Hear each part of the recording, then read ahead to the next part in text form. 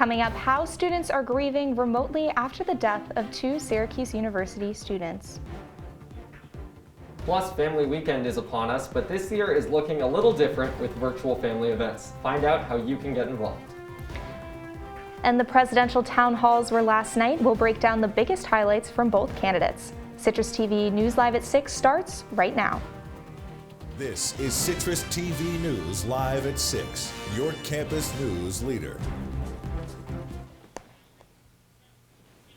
The university is offering many resources and services for students, faculty, and staff in the wake of the tragic deaths of Trevor Daly, Pierce, and John London.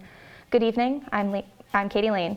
And I'm Liam Crowley. The SU community is mourning the loss of 2 students in less than 48 hours. We go to Citrus TV reporter Ricky Sayer, who is at the memorial right now. Ricky?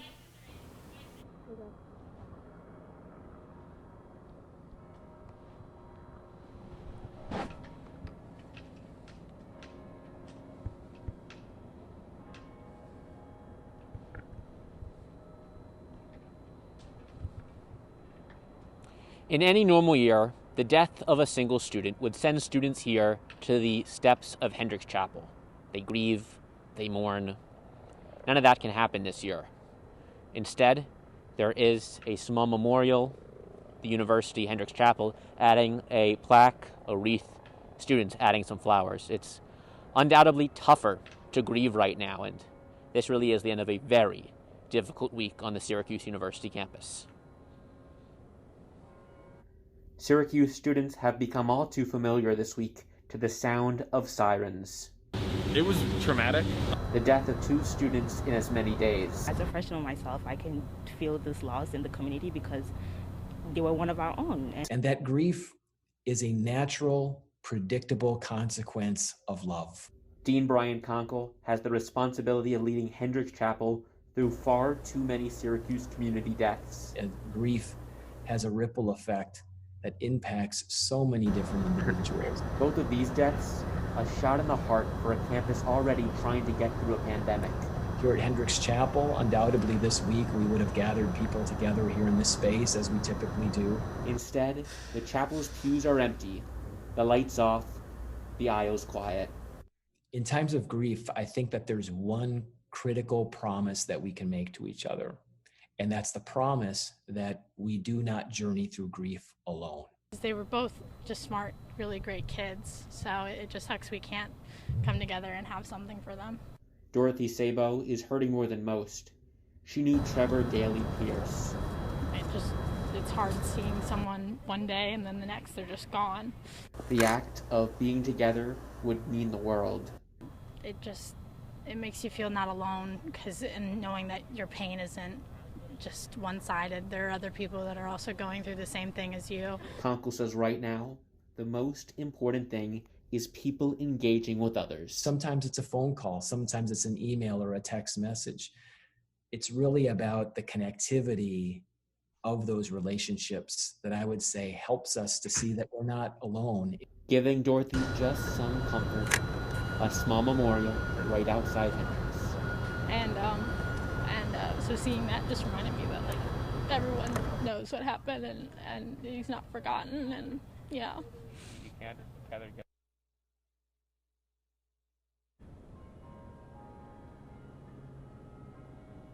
Conkle says the principles of grieving are the same. Their mission is the same, and they're doing what they can. There are multiple resources available for students who are struggling on campus, both here at the Hendricks Chapel and next door at the Barnes Center. For now, reporting here on the steps of Hendricks Chapel, Ricky Sayer, Citrus TV News. Thank you, Ricky. New details in the COVID-19 case update. In just under 2 weeks after the off-campus party on Walnut, it seems that SU may finally be able to take a masked sigh of relief after cases finally fall in numbers. With 74 current active cases of COVID still being tracked, the university reached a new record of 101 total active cases on the 14th. In the last day, however, there have been a decrease of 16 cases with only 1 new case reported. The university also reported up to 253 students are currently in quarantine and nearly 70,000 COVID tests have been administered. And the latest on COVID testing, starting next Tuesday, SU will begin its third round of COVID-19 surveillance testing. All residential students, including those living in off-campus housing, are required to participate. Tuesday, Wednesday, and Thursday testing is slated for juniors, seniors, and grad students. Friday and the following Monday are slated for freshmen and sophomores. The Dome Testing Center will be open Monday through Friday from 10 a.m. to 4 p.m. Don't forget, you can't eat, drink, or brush your teeth 30 minutes prior to your arrival at the stadium. Now this weekend, Syracuse families are gathering online to learn, experience, and celebrate what the university has to offer its students. Events include information sessions, discussions with the dean, and school competitions. Some notable events include an Orange After Dark trivia night tonight at 10:30, a virtual paint night from 9 to 11 p.m. on Saturday, a wind ensemble performance 2 to 4 p.m. on Sunday, and numerous movie nights throughout the weekend.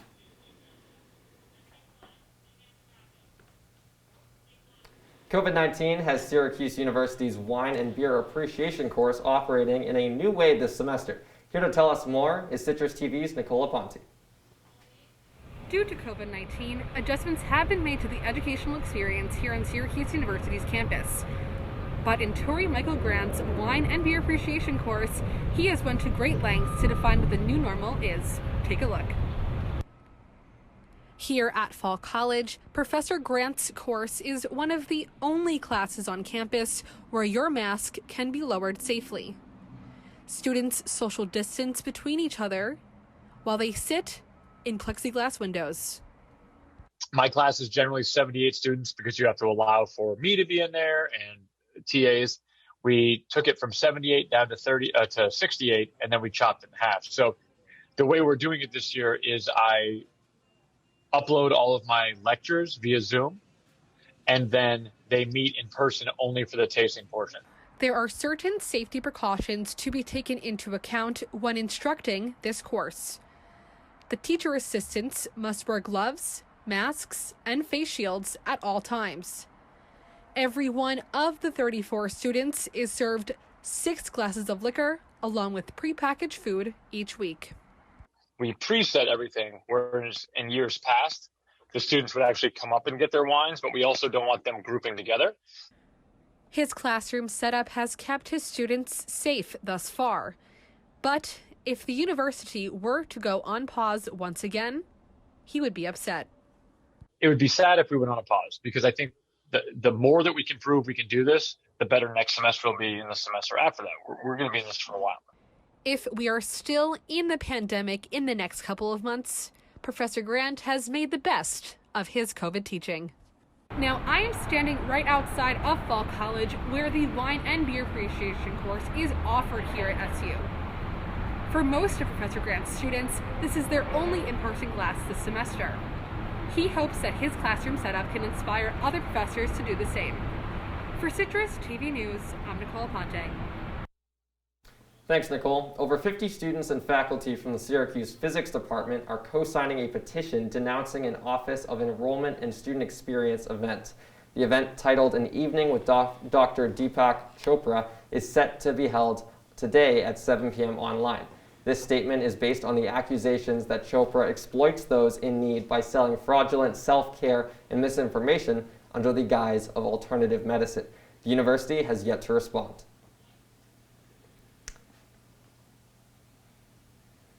And SU is celebrating LGBTQ History Month tonight with 2 events. Activist Katie Tastrom is hosting a So Much More Than Marriage virtual panel that began at 5 p.m. and will run until 6:30 p.m. After that panel wraps up, the LGBT Resource Center will hold a virtual screening of Tangerine from 7 to 9 p.m.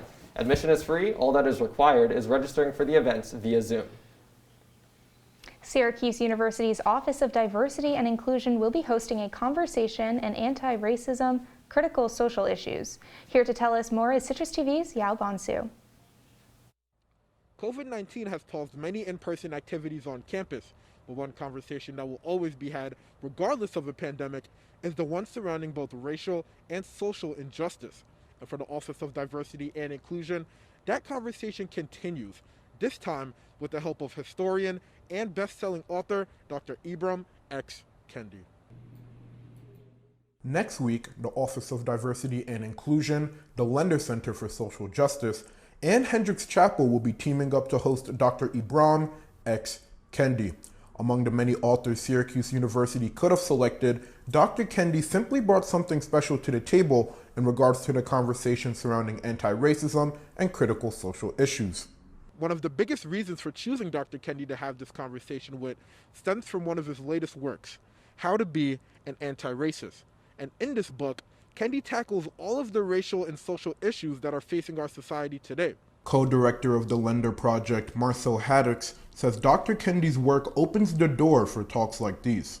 Our interest in bringing him for the lecture series wasn't just that text, but it was the broader scope of all of his work and the framework through which he provides for us to think about racism in this country. Director of Diversity and Inclusion, LaShawn Lovelace, says the overall goal of this conversation is not something that can be done overnight. The biggest thing is to promote awareness, to promote accountability, as well as advocacy within the work of anti-racism, and even furthermore, equity, diversity, accessibility, and inclusion. It's a holistic process that we hope to promote through the start of this particular conversation, and hopefully folks can apply it to their sphere of control in their day-to-day operation. This conversation about anti-racism and critical social issues is free for all students and faculty. It will take place on Wednesday, October 21st from 7 to 9 p.m. Pre-registration is required and can be done on the Friends of Central Library website. Reporting from Steele Hall, I'm Yao Bonsu, Citrus TV News. Thank you, Yao. New details in the deadly shooting in Syracuse's east side from back in May. Police have arrested 29-year-old Kadeem K. Arundel Martin. He is facing 1 count of murder in the second degree and 1 count of criminal possession of a weapon in the second degree. This is not the first encounter with Syracuse police, as he was shot in 2015 after police claimed he tried to run over the officers while fleeing from the scene of a drug case. He was sentenced to a year in jail for that crime. And Mayor Ben Walsh has announced that Syracuse will be using a web portal to update residents on police reform efforts. The portal will include a revised version of the city's use of force policy. This comes off the heels of Walsh's latest executive order centering around police reform. Now, Katie, when I woke up today, there was a bit of rain and some condensation on the ground, but it was such a nice day yesterday. I'm really hoping we get some more nice days this weekend. I know. I was very shocked by the quick change in weather. But Walker, can we expect another quick change this weekend? I think so. I think this weekend's looking pretty nice. You guys are in luck. You talked about some nicer weather at the back half of this week, and this weekend is looking to shape up pretty nice here.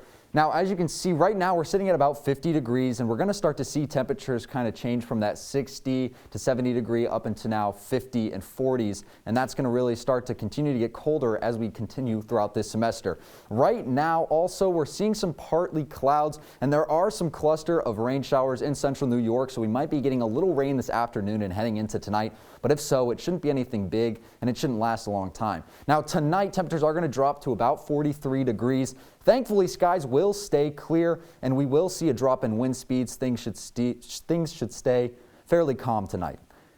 That's all I have, guys. Back to you. Coming up, we break down last night's concurrent town halls between President Trump and Joe Biden. Plus, the Senate Judiciary Committee hosted its final day of confirmation hearings yesterday. We'll be back in 2 minutes. Don't go anywhere. Extinguished can cause a wildfire. Hey guys, it's Smokey! It looks as if Smokey is going to use the drown, stir, drown and feel technique. After the first drown, a good start. Next, another drink.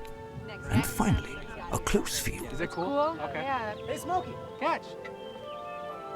Oh, my bad, Smokey. Only you can prevent wildfires.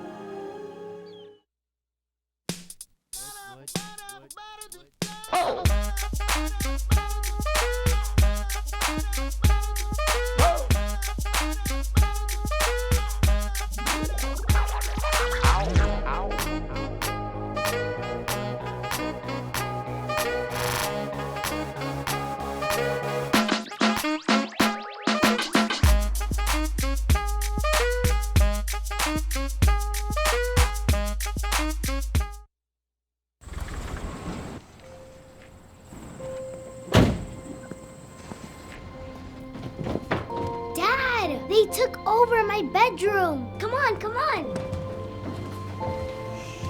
Okay, Dad. 1, 2, 3.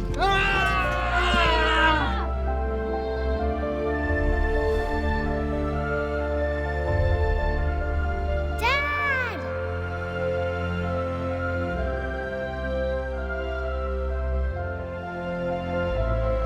You saved me. Dad? Are you okay? I'm fine, dear.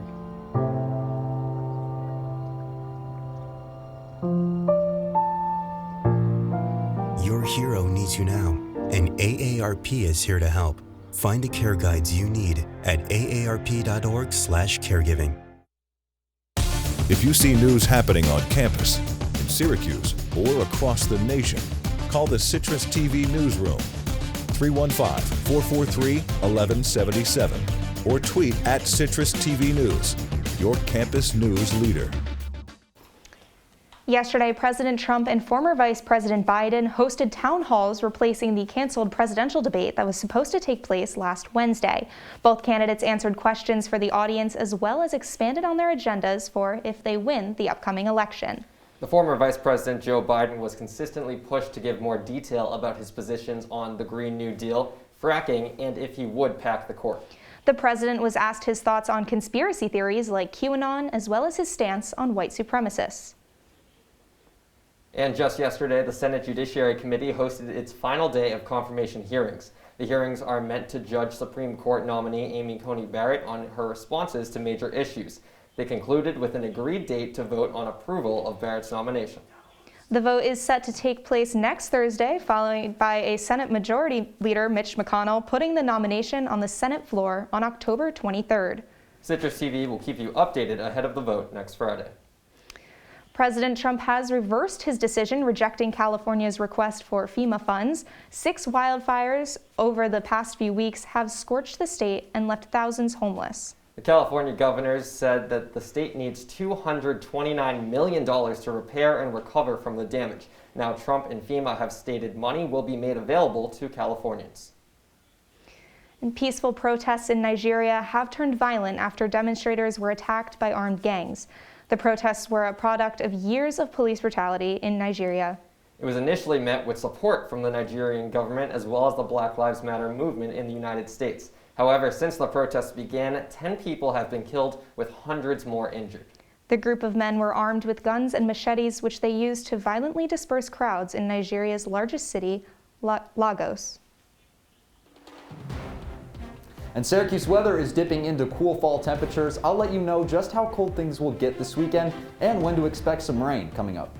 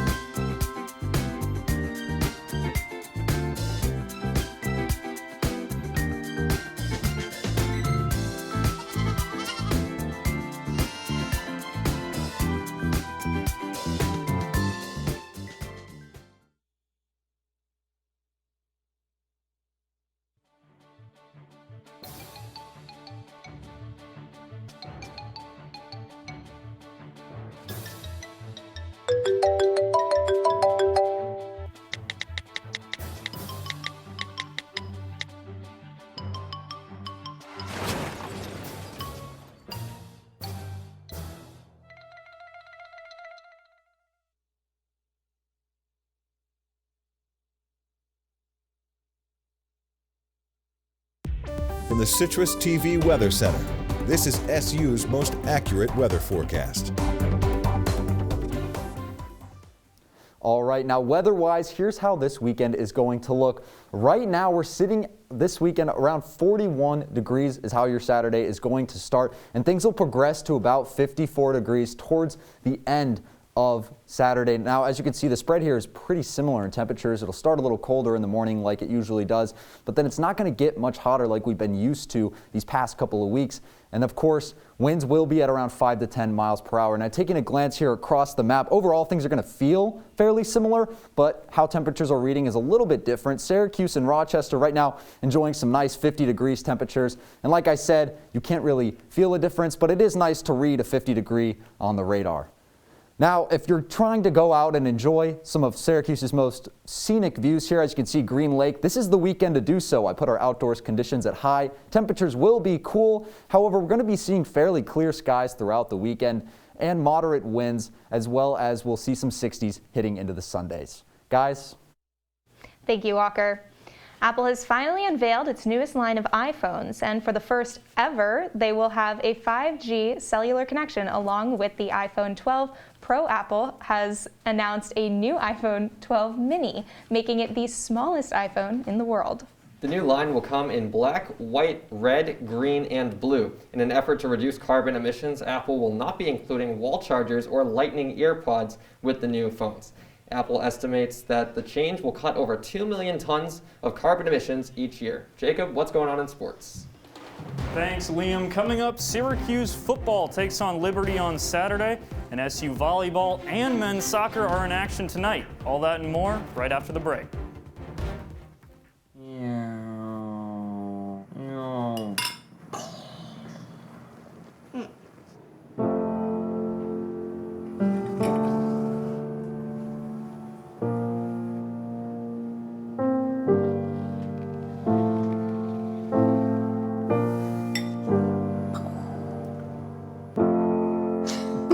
Visit aarp.org/caregiving for information on how to provide even better care for the person who wants to care of you.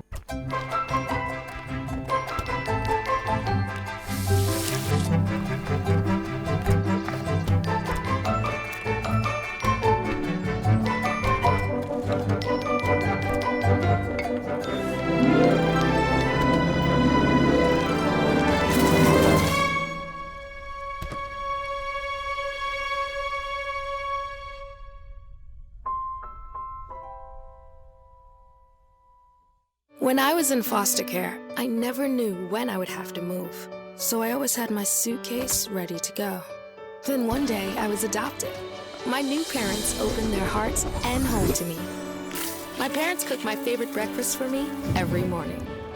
My parents take me on trips I never thought I would go on. They gave me a home and an even better reason to use that suitcase. My parents aren't perfect, but they're perfect for me. Looking for these? You drive buzzed. It could be one very expensive ride. First, you gotta make bail. Then pay me to get your car back. Your insurance premiums will go through the roof. And my legal fees just keep adding up. All told, it could end up costing you $10,000.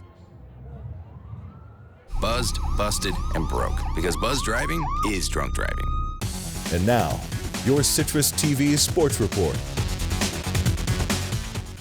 Welcome into sports. I'm Jacob Morris. Syracuse football welcomes Liberty into the Dome on Saturday. And when they do, they'll be without starting quarterback Tommy DeVito. DeVito went down with a left leg injury late in the fourth quarter against Duke, and all signs seem to point to his season being finished. In his absence, head coach Dino Babers will turn to Rex Culpepper under center. The redshirt senior has been with the Orange since 2016, and that experience is what Babers loves most about the QB. Rex has been with us from the beginning. You know, when I got here, he was a January signee with the previous class, okay? And he is one of the guys that we definitely wanted to honor that scholarship and bring those three individuals in. He knows this offense as good as anybody. And it's just a matter of executing and doing things right and being consistent in what we do. SU football isn't the only team in action on the Hill this weekend. Syracuse volleyball took care of Boston College in straight sets today. It's an important bounce-back win for the Orange. Coming into this one, the team had dropped 4 straight matches. The Qs are back in action against the Eagles tomorrow at 5 p.m. And Syracuse men's soccer is back at home for a clash with Louisville tonight. The Orange are coming off a tough 1-0 loss to Notre Dame and are still searching for their first win of the season. Despite the matchup with the Cardinals being only the second home game of the year for the Orange, with the adjusted ACC schedule, tonight is the final time Ian McIntyre's squad will play in SU Soccer Stadium this season. Syracuse and Louisville are scheduled to get underway at 8. Fans can tune in on ACC Network Extra. And SU field hockey is in Chapel Hill taking on North Carolina. The Orange and the Tar Heels got underway about 20 minutes ago, and this one's still deadlocked at 0 in the first quarter. SU's coming off its first win of the season against Duke, but this one figures to be a bit tougher. UNC has won back-to-back national championships in 50 out of its last 51 games. The Orange and the Tar Heels are live on ACC Network Extra right now. In Major League Baseball, the Astros have their back against the wall for the 3rd straight night against the Rays. After falling behind 3-0, Houston has won 2 straight to force a Game 6. Last night, Carlos Correa was the hero for the Stros. The shortstop hit a walk-off solo home run to extend the series. Tonight, Framber Valdez takes the mound for the Astros. He'll face off against the lefty Blake Snell for Tampa Bay. And in the National League Championship Series, the Braves take on the Dodgers in Game 5. Atlanta rode a 6-run 6th inning to a 10-2 victory over Los Angeles last night. Bryce Wilson was dominant on the mound as well. The right-hander allowed just 1 hit through 6 innings in his first appearance this postseason. The Braves now turn to A.J. Minter as the starter in Game 5, while Dustin May gets the nod for L.A. With a win, Atlanta will make its first World Series appearance this century. Thanks, Jim. We'll be back in 90 seconds. Don't go anywhere. That my voice sounded like a possessed baby doll. That no one would ever love someone as stupid as me. That I was fat, ugly, disgusting. The effect of bullying is potent. We will no longer be the silent majority. Now, when you see online bullying, there's something you can do about it. We're gonna take action with the I. I am a witness. I am a witness. I am a witness. I am a witness. I am a witness, and so are you.